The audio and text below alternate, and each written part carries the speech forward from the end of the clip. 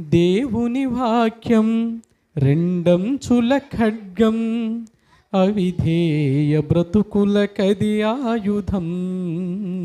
సాతానుని ఎదిరించే సాధనం, అవిధేయ బ్రతుకులకది ఆయుధం. సాతానుని ఎదిరించే సాధనం. చీకటి గల బ్రతుకులకది దీపము, పాపపు రోగానికి అది ఔషధము.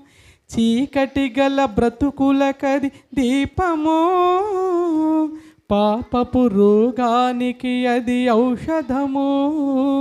దేవుని వాక్యం రెండంచుల ఖడ్గం, అవిధేయ బ్రతుకులకది ఆయుధం.